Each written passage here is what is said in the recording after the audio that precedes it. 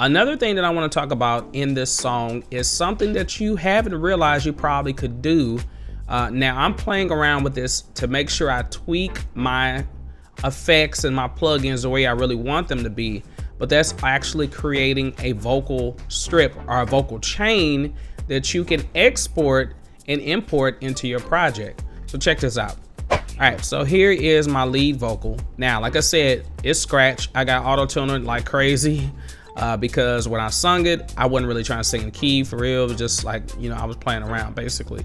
But anyway, so this is what the vocal sounds like. I'm going to bypass everything else. I think I don't have anything else on here except for these plugins right here. You see auto-tune, Sonitis EQ. This is my deductive EQ or my subtractive EQ.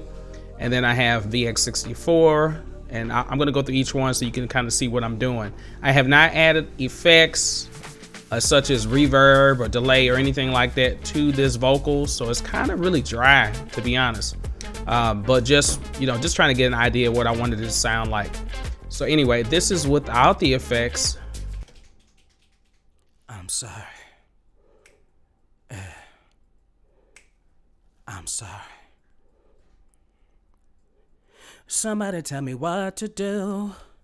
This is with the effects. You, and I don't wanna lose my cold. Actually, I did add reverb. I'm sorry, I apologize. I did add reverb. I did that at the last minute. Though I've lost you anyway, I still wanna state my case.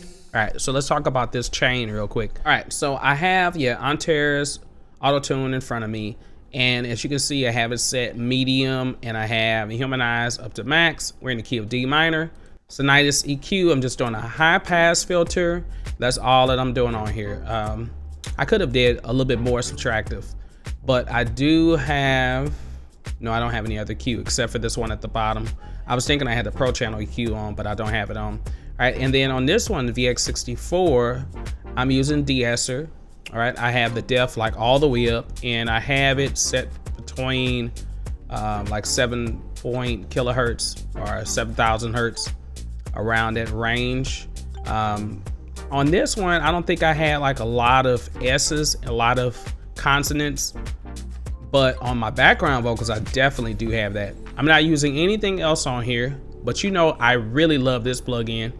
I'm just not choosing to use it right now. I might use it later on this song. I'm not sure yet. Okay, on this Sonitis compressor, I have the threshold set to negative 12.7 decibels, 4:1 ratio, 21 knee, and then I had to bring up the gain some. The attack is a little fast. It's not quite as fast as I would like it. So normally I would have it lower than that. And the release is, you know, fairly, you know, okay.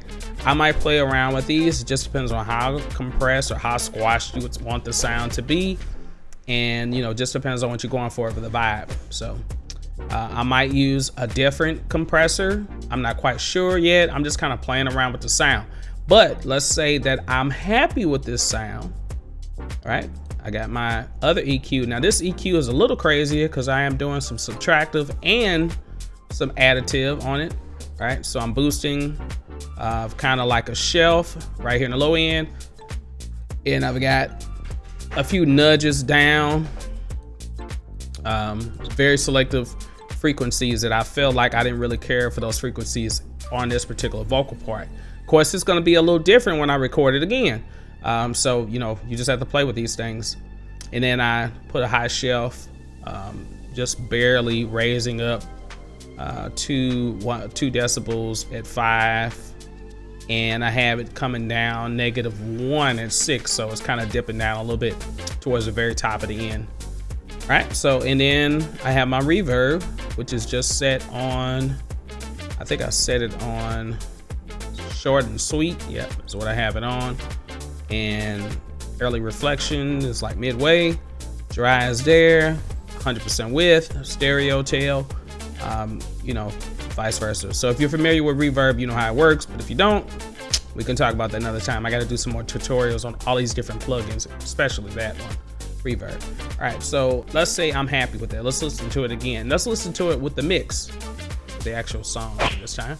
Somebody tell me what to do when I can't get over you, and I don't wanna lose my cold. what to say.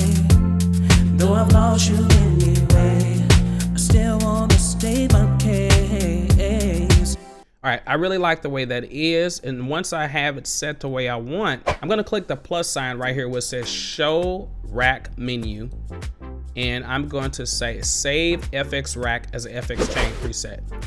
And I'm gonna save it down here, and I'm gonna save this as I'm sorry Vox. I don't know. Does that work? That work that way? Press save. Now I'm gonna save, well actually I'm not gonna save this because it's already saved. All right, I'm gonna go and I'm gonna create a new project. Oops, I didn't mean to do it that way. If you notice that you click on new and it pops up like that, you can do it that way, but if you're not quite sure how to get back to the main screen, just go down to where it says start screen. And then you will go to new project, empty project. All right, create me an audio track. Make sure it's set up, input. I'm using my condenser mic. So my condenser mic, I normally have it on 4.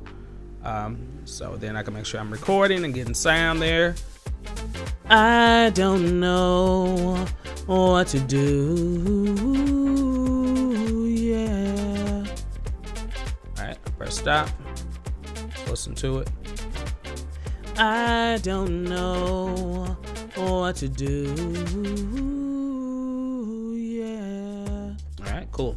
Now that I have that there, I can add my FX chain right here, or I can create an aux track and add it on the aux track. The aux track is good if you want to have all of those effects and monitor the effects while you're actually recording without it actually writing to the track itself. So go here, I'm sorry, but in this case, I'm gonna put it right on the track. All right, use the same one. Let's see what it sounds like now. I don't know what to do, yeah. All right, okay, and of course, if I had an actual key that I'm in, I would actually let Auto-Tune know that. This is a cool way that you can go about doing this. You also definitely use that. Now, I am going to get into creating my own preset chains. Many people are doing it all in different type of softwares. You see it in Ableton, you see it in Logic. You see all these templates, but I don't ever really see templates for Cakewalk. So if you think I should create something like that, I might create something, and you know, it might be something I sell, might be something I just give away to try out first. Now, does this mean that this is gonna work perfectly on every tone that you sing? No. All right, it all depends on what vibe or what sound you're going for. If you're doing, you know, a trap beat or R&B or hip hop or something like that, there's certain characteristics that work for that, especially if you're talking about today's music versus, you know, back in the 70s or 80s. All right, many people said the 80s was the best time. 80s had a different quality of sound. Everything was a lot warmer. You had, like, you know, certain type of delays that were used. So you got to keep that in mind. That, but you can create templates that'll work for that, or vocal chains that'll work for that. And then whenever you insert it into the song you're working on, you just tweak it ever so slightly to, you know, make the adjustment. It's good to have something like this because it makes it easier to work fast